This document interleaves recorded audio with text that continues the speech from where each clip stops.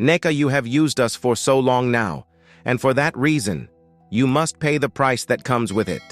You must sleep with every male dead corpses in this mortuary, and you must suck the breasts of all the female dead corpses. Only then you will be free. Only then you will have the full permission to use the water to do whatsoever you want. Else we will haunt you till eternity, and you will know no peace for the rest of your life.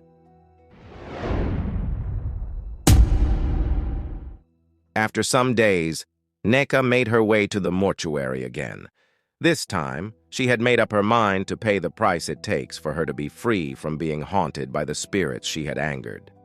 Neka stood alone in the cold, dark room of the mortuary, the eerie silence broken only by the occasional creak of the old building. Her heart pounded in her chest as she felt the cold air wrap around her like a blanket of fear. She could barely breathe, knowing the spirits of the dead were watching her, waiting for her to act.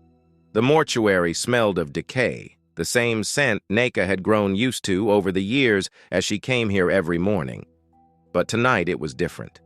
She wasn't here to collect the water that had given her fortune. Tonight, she was here because she had angered the spirits of the dead. As she stood trembling in the center of the room, a cold wind began to swirl around her. And then, slowly, the whispering began. It started soft, like the rustling of leaves, but soon the voices grew louder and clearer, surrounding her from all sides. "We know what you've done, Neka," the voices said, their tones echoing in her ears. "You used the sacred water. You used what belongs to us." Neka's knees buckled under the weight of the spirit's presence, and she fell to the floor, shaking. "I'm sorry," she whispered, her voice barely audible. "I didn't mean to anger you." The voices laughed, a chilling sound that sent shivers down her spine. "Sorry? It is too late for apologies. You must pay the price for what you have done." Neka's eyes widened in fear. "What do you mean? What price?" The spirits moved closer, their cold, invisible hands brushing against her skin.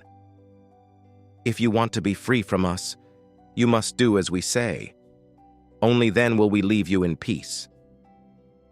Neka's heart raced. She wanted to be free from the torment, free from the nightmares and the voices that haunted her.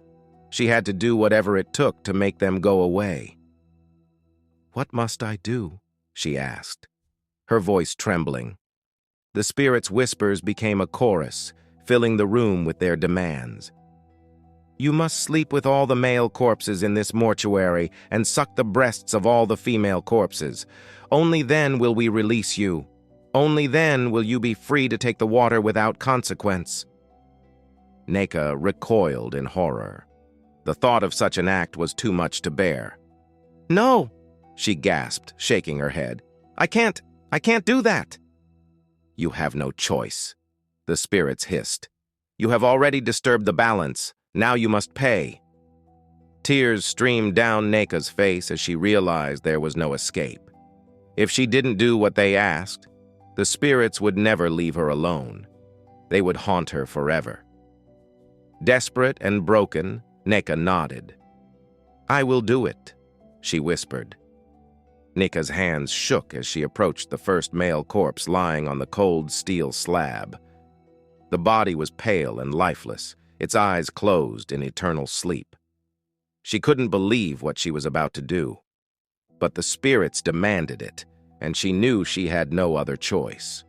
Her body moved mechanically, as if someone else was controlling her. She couldn't feel anything anymore.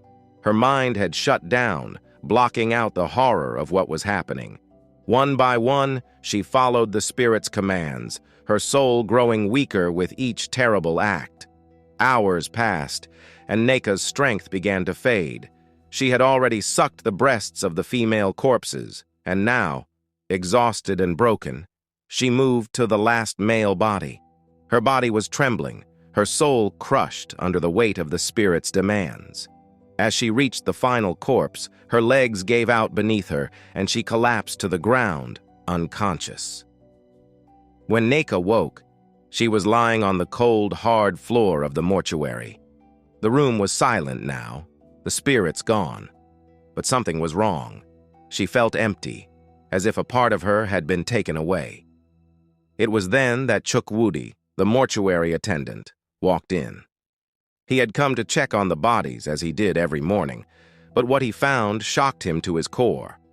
Nneka, the woman who had been a regular visitor to the mortuary, was lying on the floor, her face pale and her eyes wide with terror.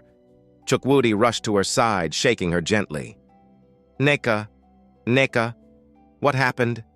Nneka opened her mouth to speak, but her voice was weak, barely a whisper. "The spirits. They took my soul." Chukwudi's eyes widened in horror. As a mortuary attendant, he was no stranger to the supernatural. He had heard stories of spirits who demanded payment from the living, but he had never seen anything like this. He closed his eyes and concentrated, using the spiritual power he had gained from his years in the mortuary. Slowly, he began to see what had happened to Nneka. The spirits had eaten away at her soul as she performed their twisted ritual. They had consumed her, feeding on her life force until there was almost nothing left. "You're dying," Chukwudi said, his voice filled with sorrow. "The spirits, they've taken too much from you." Nneka's eyes filled with tears. She knew it was true. She could feel herself slipping away, her body growing weaker with each passing moment. "Help me," she whispered. "Please." Chukwudi shook his head. "There's nothing I can do. You've angered the dead, Nneka. No one can save you now." Nneka's heart sank. She had done everything the spirits asked, but it hadn't been enough. She had given them her body, and now they were taking her soul. It was over. Chukwudi called for help, and Nneka was rushed to the hospital. But by the time they arrived, it was too late. Her body had been drained of life, her soul eaten by the spirits of the dead. As she lay on her deathbed, Nneka knew she had to confess. She had to tell the truth about what she had done, about the water she had used to prepare the meat that had made her famous in Ogbete market. With her last breath, she whispered her secret to Chukwudi, telling him everything: the water, the spirits, the price she had paid. And then, with a final shuddering gasp, she was gone. The news of Nneka's death spread like wildfire through the village. People whispered about the strange circumstances surrounding her death, about the curse of the spirits and the terrible price she had paid. In Ogbate market, Nneka's once thriving business was abandoned, her shop left to rot. No one dared to enter, for fear of angering the spirits that had taken her life. The people who had once flocked to her stall for her delicious meat now avoided it like a plague. And so, Nneka's story became a cautionary tale, passed down from generation to generation. A tale of greed, of ambition, and of the terrible price that must be paid when one disturbs the balance between the living and the dead.